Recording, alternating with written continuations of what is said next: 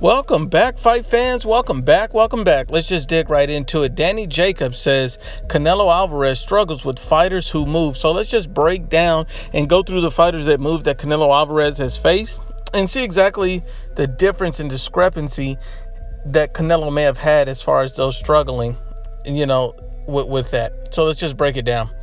Now, at the end of the day, Canelo Alvarez lost to Floyd Mayweather Jr.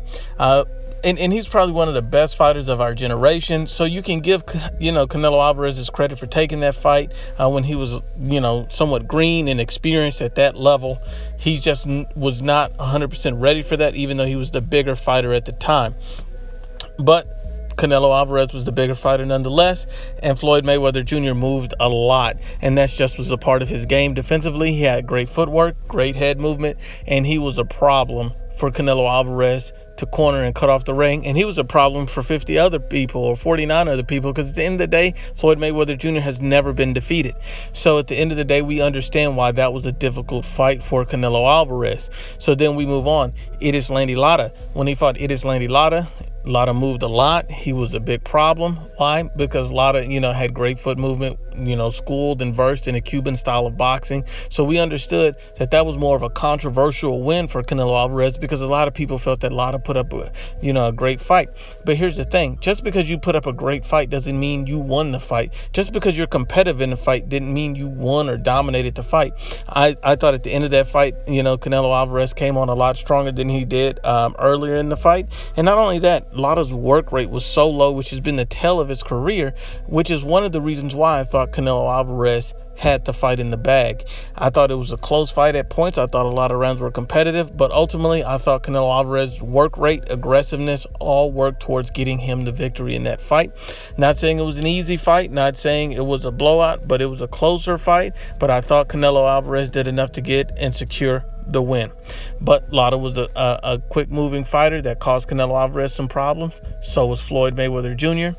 And even if you look at Amir Khan caused Canelo Alvarez problems until he got stopped in that fight. So yes, smaller fighters, Canelo Alvarez had issues with, but struggled with. I think that's a far exaggeration, because if you look at it, did Canelo Alvarez struggle with Lara? I don't think so. I think it was a competitive fight. Did he struggle with, Amir Khan? I don't think so, because he ended up caught and catching him and stopping him. It takes boxing technique and skill to do those things. So at the end of the day, fighters who move will present a problem for Canelo Alvarez, but you have to understand that the fighters that presented a problem for Canelo Alvarez were all smaller than him.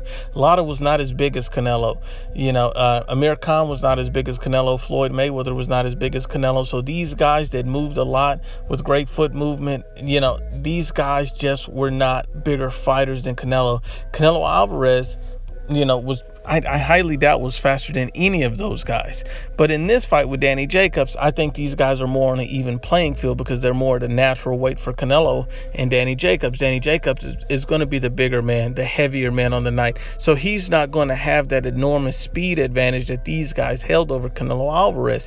That's where the discrepancy is going to come in. Yes, Danny Jacobs has a height and reach advantage over Canelo, which he can use to his advantage in some ways, and other ways it's going to be detrimental, because he's not going to be able to move to the point where Canelo Alvarez is not going to be able to catch him. Canelo Alvarez has top level speed at this weight for the fighters at the weight. So that's saying that, Canelo Alvarez is faster than Triple G. And I understand Danny Jacobs is going to be faster than Triple G. He's a very good and elite level fighter, in my opinion. I think it's a 50-50 fight. I don't think it's an easy fight for either guy. But I do think that Danny Jacobs and Canelo Alvarez speed is comparable. I think both of these guys are right there in the same bracket. So I don't think the fact that Danny Jacobs is going to attempt to move around in this fight is going to help him completely, because he's not going to be able to move with the same ability and speeds that Lara, Mayweather, and even Amir Khan to a lesser extent was able to move around Canelo. It's just not going to be a problem. And even in those situations against faster fighters, Canelo didn't struggle. He may have had troubles, but he didn't struggle.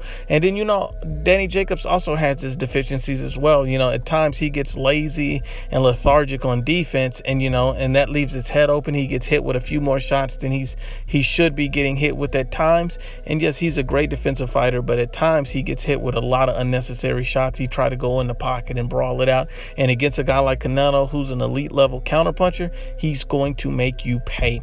Another way that Canelo Alvarez is going to stop down Danny Jacobs' movement. Is going right to the body, wearing him out to the body, slowing him down to the body, and he could possibly even stop him to the body. I think it's a close fight, 50-50. Don't get me wrong. Danny Jacobs is no joke. He's going to come with it, and he's a very strong fighter, an elite fighter, has the height and reach advantage. But Canelo Alvarez has something special in by way of his overall experience and skill set.